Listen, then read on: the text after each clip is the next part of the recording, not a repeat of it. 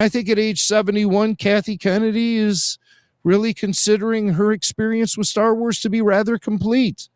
She certainly has achieved a lot, and she certainly has failed a lot. That's why she has a very mixed report card. Can we go through the live action productions that Kathy is overseeing for Lucasfilm? Well, I have 15 live action, 14 live action productions, plus a couple of amusement park attractions here. But right. I mean, starting with The Force Awakens, I'm skipping the animated stuff. So, but The Force Awakens, obviously, you have to give her a passing grade with The Force Awakens. That's a home run right there.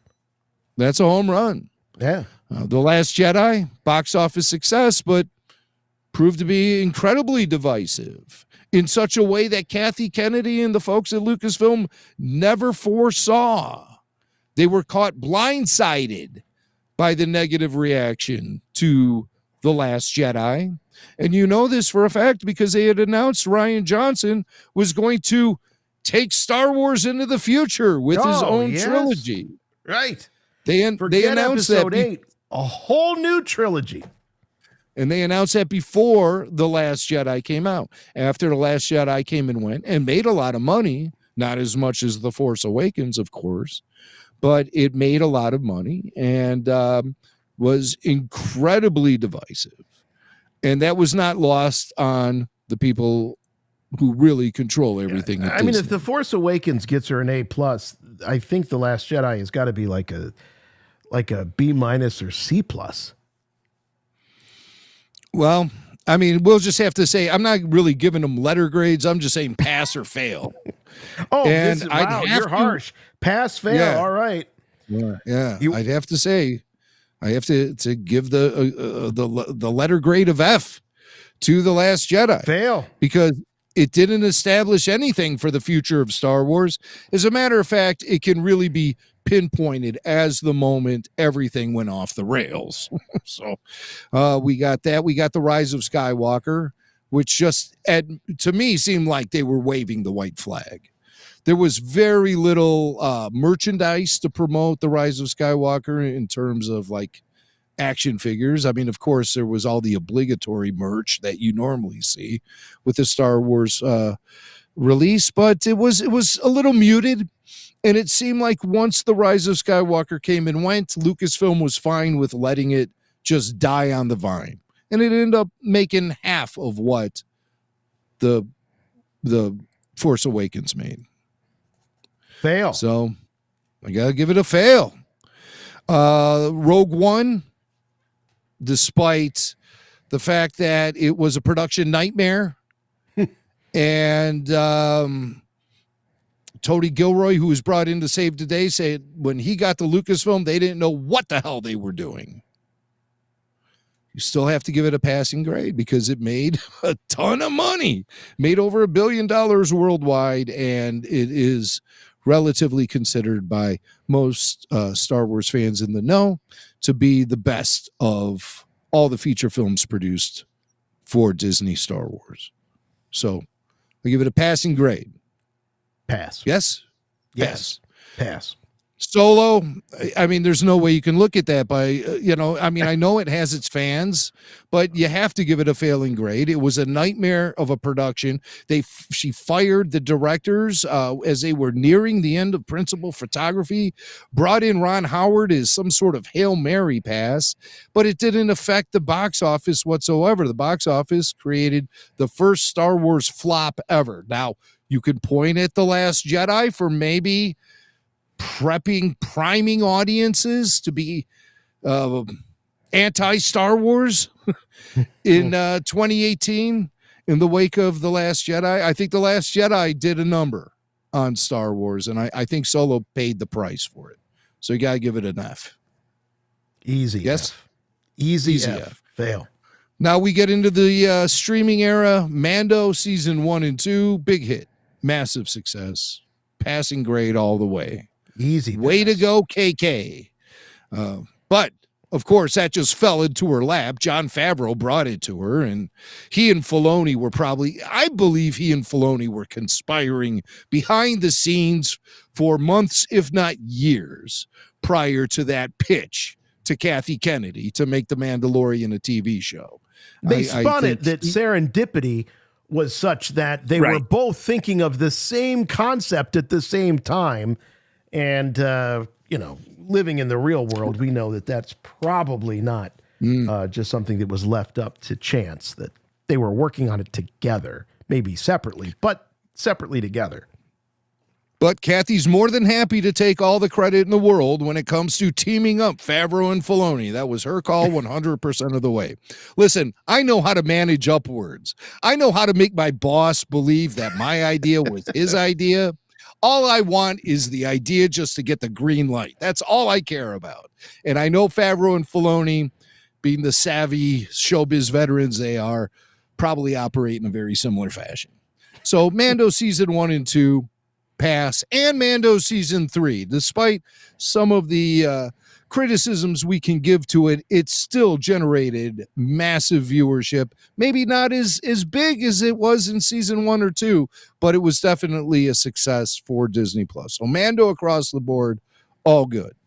Obi-Wan Kenobi, the Obi-Wan Kenobi series, I can't give Kathy a pass or fail for this. Just the fact they brought Ewan McGregor back to play Obi-Wan Kenobi, to me, is a huge success. The viewership was there for the Obi-Wan series. So, but I know it was like a lot of hardcore fans have big issues with it, like the chase with Flea and little Leia in the forest was, devastating to some people. Yes. But to me, and I mean, there was like just silliness being presented to us with the Kenobi series. The biggest crime of the Kenobi series is the fact that it occasionally, I shouldn't even say occasionally, I'd say more often than not, would shift the focus away from the core of the story, which is about Darth Vader and Ben Kenobi. They shifted it away to some no-name inquisitor that we're supposed to care about. And and little Leia, while I really love little Leia and I thought the actress was great and everything, she was a distraction and taking away from the focus of the story. And the focus of the story was Ben Kenobi, Anakin Skywalker, and that's it. There shouldn't have been any of this ancillary BS floating around there at all. It was distracting. But a lot of people watched that Kenobi show. Ewan McGregor came back into the fold. And so I got to give it a passing And Hayden. grade. Yes. And Hayden. And Hayden, for that matter. Good call. Good call. The Boba series, again, one of those things that some fans have their panties in a bunch over because of a Vespa chase that lasted about 20 seconds. The show still was a very effective Mandalorian season 2.5. Right. And it brought Luke Skywalker back. It brought Ahsoka back. And, whether you love or hate what they did with the character of Boba, they presented a lot of cool stuff in that show. And there were a lot of eyeballs on it. A lot of people watched that show. And it created a buzz. And for crying out loud, they flew the slave one into the mouth of the Sarlacc. So for that, it gets a pass. Yeah, they rode a Rancor down the streets of Mos Eisley. I mean, come on. Yeah, and the Rancor keeper was Machete. So, I mean, come on. You can't just out and out say that it was a failure. I give it a pass. Pass. Andor. A lot of Star Wars fans felt like it was too dark. It wasn't fantasy enough. It wasn't uplifting enough.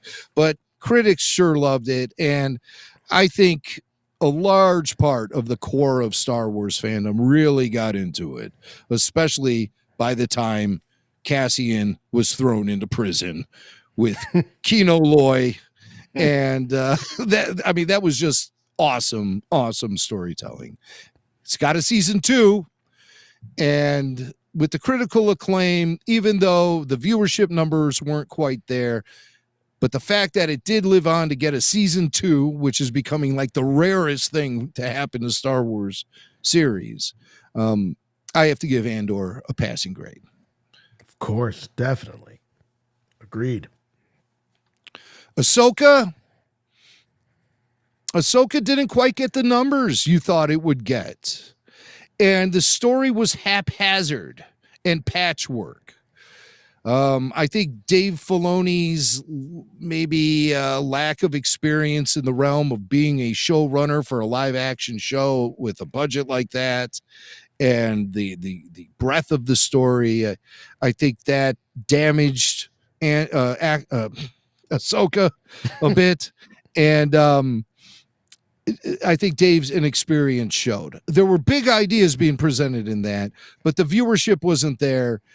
The storytelling was patchwork, but there still is a season 2 coming, which could redeem everything.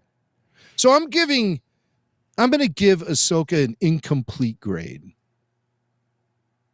All right, I can go along with that. I was worried that you were going to give it a pass, and I was going to be like, no, I can't. I can't do that. Yeah. And there might be a lot of subjective stuff going on here in my grading, but I've agreed with everything so far. I would definitely, good. I would definitely speak up if I disagreed with everything. I'm on board with. Which leads us to The Acolyte. And The Acolyte was ambitious. It was aiming high, but I think a lot of Kathy Kennedy's skills of mismanagement were very obvious on the screen for The Acolyte. Leslie Headland turns in a script. Oh, this is a nice first draft. It's a great Star Wars story. Now go make it a Leslie Headland story. Whoops. Swing and a miss. And we saw what Leslie turned in after that, emboldened by Kathy Kennedy and her creative direction. The Acolyte does not resonate with the majority of Star Wars fans and got canceled a month after its final episode. So we have no choice. It has to get a failing grade, big time fail. So yeah, not only did it fail, it has to stay after school for the next 2 weeks in detention. Skeleton Crew, high quality, Jude Law, tight storytelling presented by very solid storytellers, but yet didn't generate viewership numbers that move the needle even a little bit, which is shocking and sad. And I hope at some point general audiences will come around to Skeleton Crew. And I think the only way that could happen is if a season 2 gets announced. Maybe it just hasn't found its footing with general audiences yet. But all of the qualities of a great show exist with Skeleton Crew. So I think I'm going to give this one another incomplete grade because we don't know the status of it. Will it live on? I don't know. What do you think, Jason? That one's a tough one. I think that's a tough one. Yeah. That's why it's got. I understand why you would give it the incomplete. I think the incomplete score or grade is a nice compromise because there's a sense with both of those. Well, in this case of Ahsoka, we know there's a second season coming. If Dave doesn't pull it together with season 2, then Ahsoka is going to be a fail. If there was no season 2, Ahsoka would be a fail. In terms of Skeleton Crew, I feel like it was a return to form in a lot of ways. And so I would say even without a season 2, I would give Skeleton Crew a pass. I would give it a pass. Well, I think it stopped the constant trashing and piling on of those in the pop culture punditry. They really didn't have much bad to say about Skeleton Crew. Not that matters to me, but it does get amplified out there, and it does, I think, hurt the Lucasfilm brand, the Star Wars brand, when they really, really are driving hard against a project that they don't like, such as The Acolyte. So with Skeleton Crew, I agree with the incomplete, but to me, it's also a pass.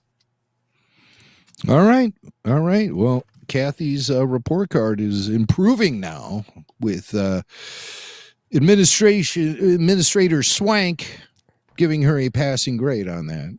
And I'm fine with that. I signed off on it too. So okay, she does pass. Skeleton Crew does pass. Indiana Jones and the Dial of Destiny. One of the biggest box office flops of all time. Despite the fact that I didn't necessarily hate it, but I felt like it was unnecessary.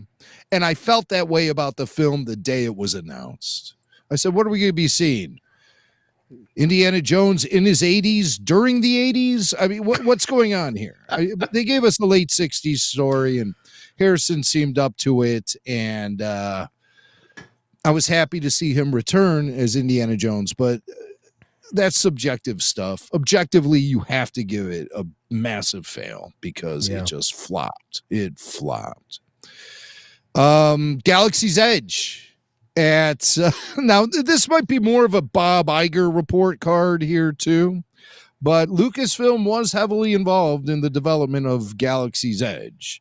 And the fact that it's there and it's not going anywhere, I have to give it a passing grade. Galaxy's Edge getting a passing grade. Yeah, it should. What do you think? You've been there. I've been in there, the cantina. yeah. Jason, you only remember the cantina from No, I'm not going to be too hard on it. There's things that they could have done or could do to make it better. I like that they're trying to evolve it. I like that we're getting characters like Mando and Grogu and now Luke Skywalker. So that shows me that they are willing to sort of break this precious canonical view of Batu and where it falls in the timeline and just make it a Star Wars land, which it should have been from the beginning. So I'll give you the pass. We have to talk about the hotel. It could have been better. It could have been better. All right. Better, but it's all right. The Star Wars Hotel, the Galactic Star Cruiser, in business for about a year. And it seems like the only people who went there were a bunch of shills who got a free ride. I have to give it a massive F. Yeah. For, you may have gone there. You might be sitting there listening to this podcast right now saying, I went there and I had the greatest time of my life.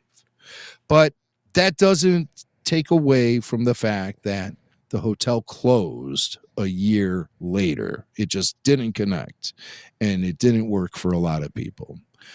So, wow.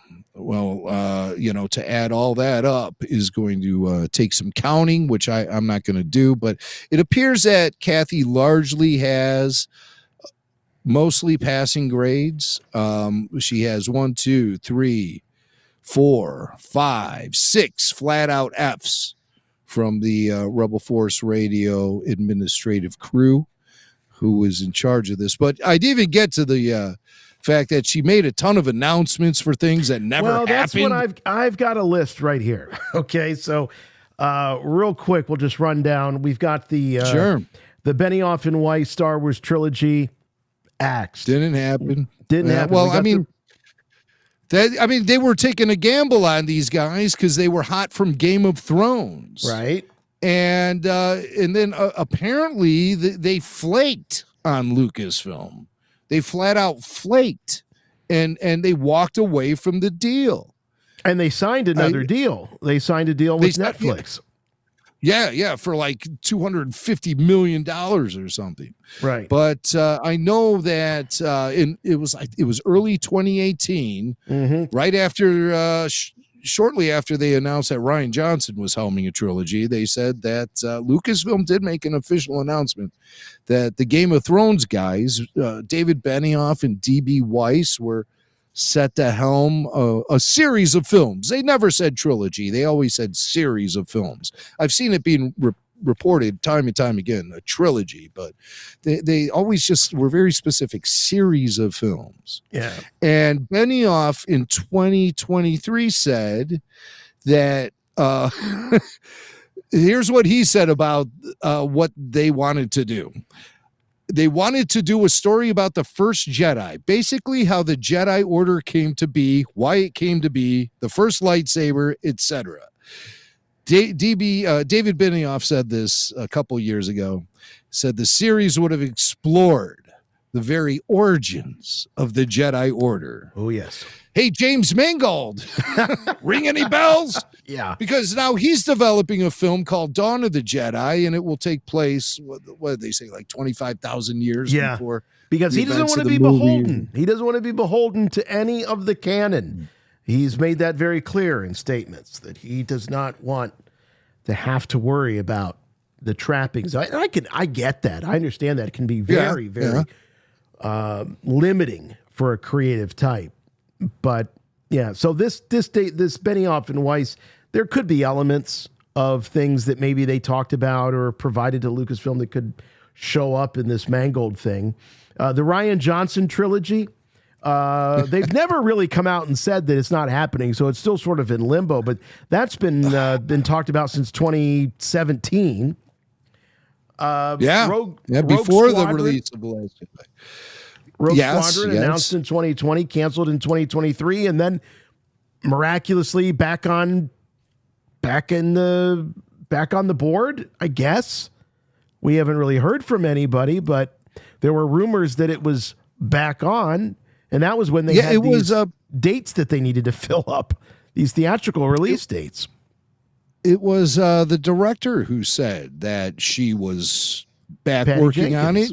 Yeah. Patty Jenkins. She said she was going to turn in a script to Lucasfilm. So that still has some life to it, I guess. So bring on Rogue Squadron. They announced that at that big shareholders event in December 2020 when they announced a whole bunch of things.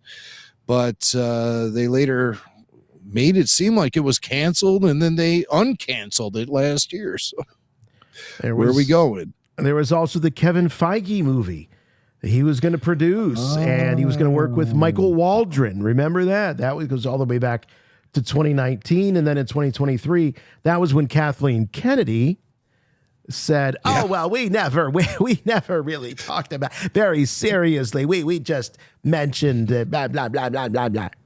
She seemed a little frosted.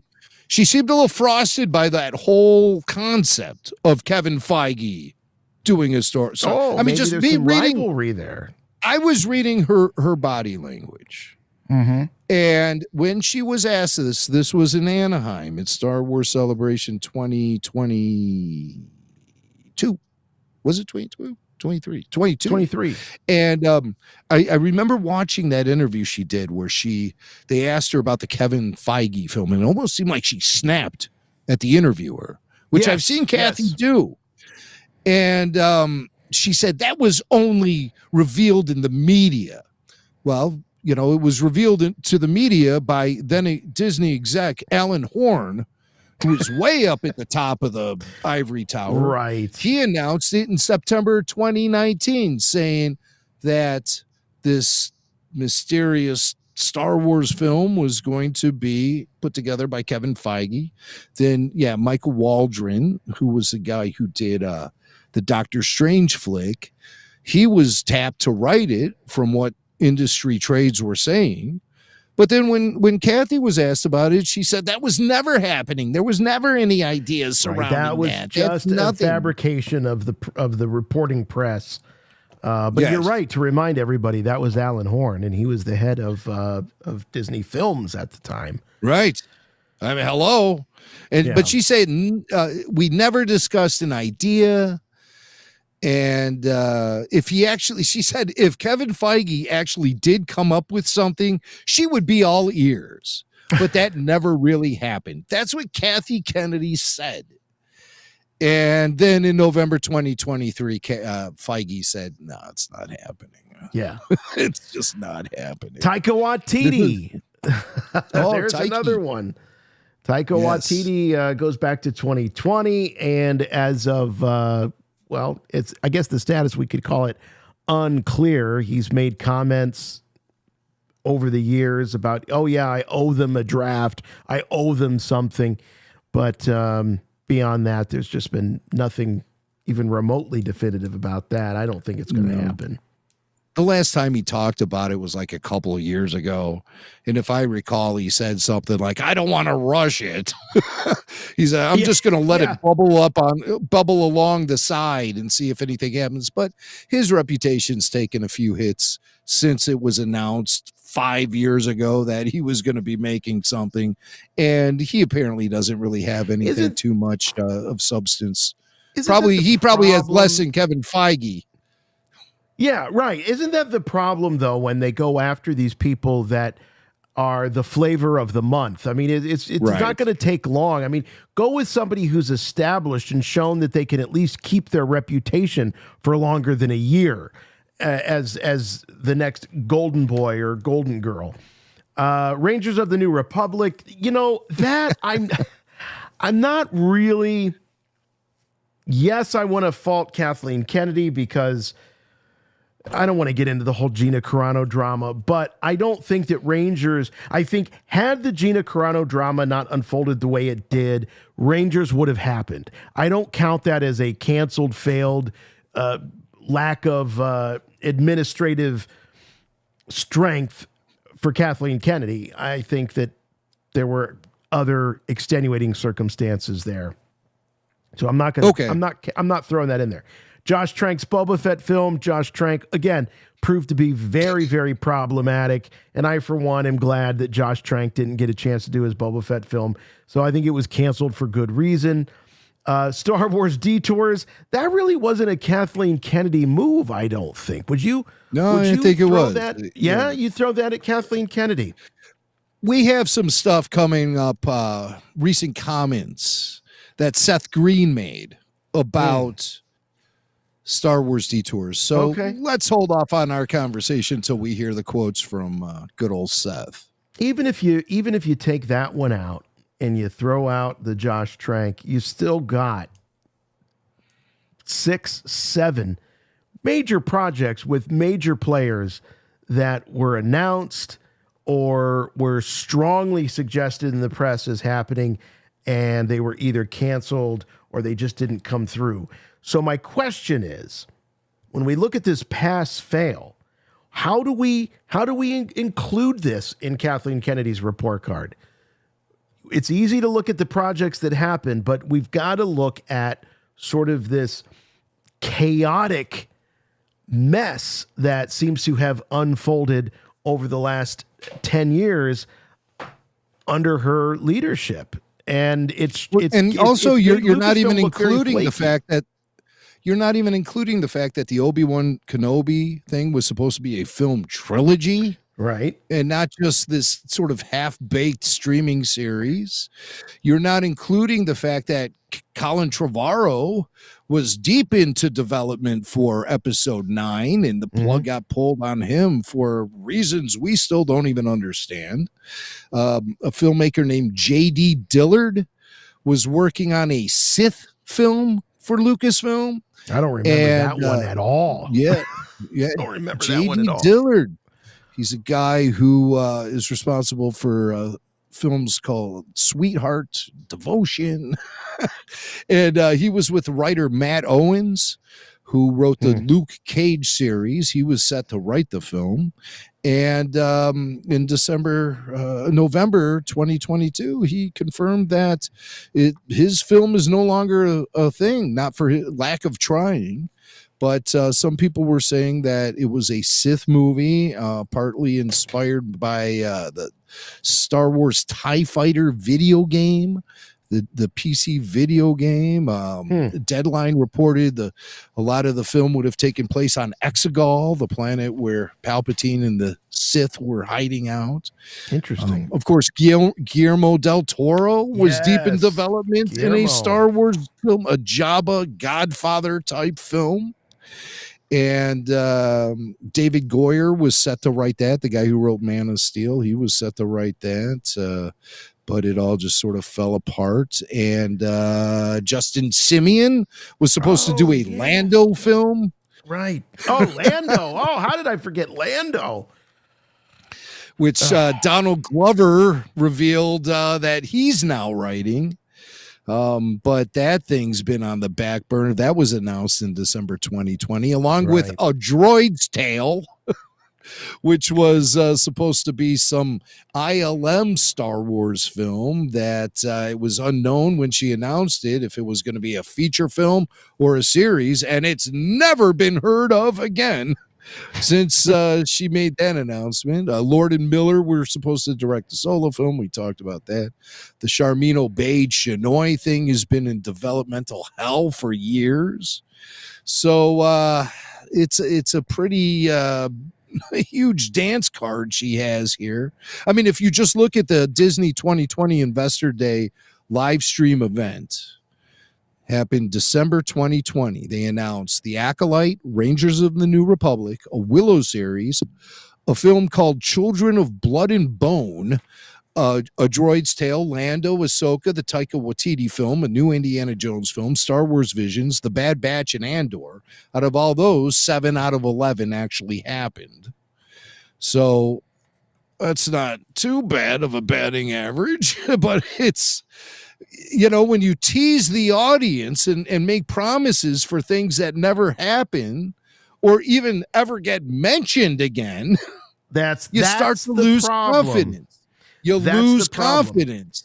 I'm sure that anybody that works in the entertainment business on the end of creating things, they all know, and I'm sure that our own Jedi Council would be reminding us, that all studios have this type of drama.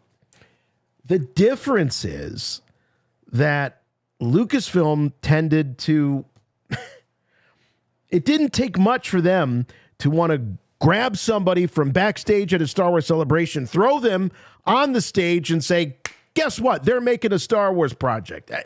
It was just not controlled. The lack of control over the press, the press relations, I should say, the PR was amateurish at best, and not becoming of somebody with Kathleen Kennedy's years and years, decades of experience in the business. So when you look at the score, the pass fail, we've got 7 pass, we've got 6 fails, we've got 2 incompletes. And then we've got this litany of projects that were started, then stopped, and then in some cases started again, or you never heard of them again. I can't bring myself to give her a passing grade overall. I just can't. The damage that she's done to the reputation of the brand, the damage that she has done to the legacy of Star Wars is, I hope, repairable, but it's going to take a lot of work. So, yeah, this half of the Rebel Force radio team is saying that Kathleen Kennedy, for me, gets an overall failing grade. Yes, unfortunately, when you add it all up, despite the fact that some of her highs were truly high, yes, but the lows and the amounts, the pure quantity of lows is overwhelming and kind of embarrassing for her and her legacy as far as being a studio head at Lucasfilm. You know, somebody told me a long time ago, you don't ever want to replace a legend. You want to replace the replacement. And I'm amazed Kathy Kennedy, as the replacement of a legend, has lasted as long as she has. It must be just pure stubborn will or lack of backbone by Disney executives. But I think when you look at the report card on her, I think something should have been done a long time ago.